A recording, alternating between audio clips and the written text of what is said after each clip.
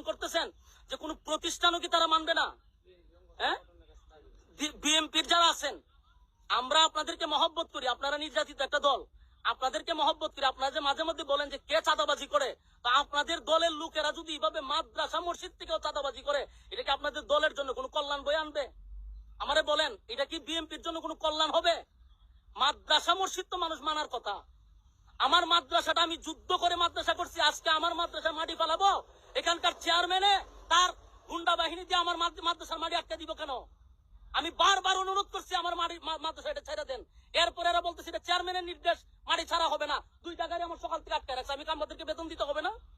2 গাড়ি আমার আটকে রেখে দিছে, কোনো কথা তারা শুনতে রাজি না। টাকা দিব, তারপরে তারা মাটি ছাড়বে। আমার প্রশ্ন হলো, আমি আমার আরেক জায়গা থেকে আমি আমার কিনা মাটি দানের মাটি আমি যদি মাদ্রাসা পালাই, এখানে আমি কেন চাঁদা দিব? আমি মাতব্বর। আপনার এলাকায় বর্তমানে বিএনপির চেয়ারম্যানের চাঁদাবাজি করতেছে, আর বিগত আওয়ামী স্বৈরাচারের আমলে আওয়ামী মনোনীত চেয়ারম্যান, আমার নিজের ইউনিয়নের আওয়ামী মনোনীত চেয়ারম্যান আমার পার্শ্ববর্তী গ্রামে বিদ্যুতায়ন হবে, ওইখানে বিশাল অঙ্কের টাকা চাঁদা হিসেবে দাবি করছে তারা একটা গ্যাং মিলে।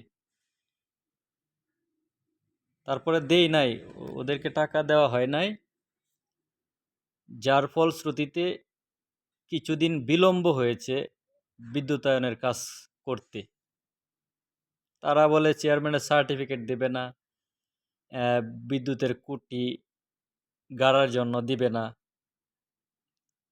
তার মধ্যে একবার বৈদ্যুতিক সরঞ্জাম সহ বৈদ্যুতিক লাইনের তার চুরি কইরা নিয়ে গেছে, পরে অবশ্য আবার দিছে। তাহলে আসলে চিন্তা করলে দেখা যায় যে আওয়ামী লীগ আর বিএনপি মুদ্রার এপিঠ ওপিঠ, তাদের কাছ থেকে ভালো কিছু কখনোই আশা করা সম্ভব না। বর্তমানে বাংলাদেশে ইসলামের আইন প্রতিষ্ঠিত হলে শান্তি ফিরে আসবে, আর কোনো আইনে বাংলাদেশে শান্তি ফিরে আসবে না। বাংলাদেশ তথা পৃথিবীর কোনো দেশেই শান্তি ফিরে আসবে না। ইসলামিক শাসন ব্যবস্থা হলেই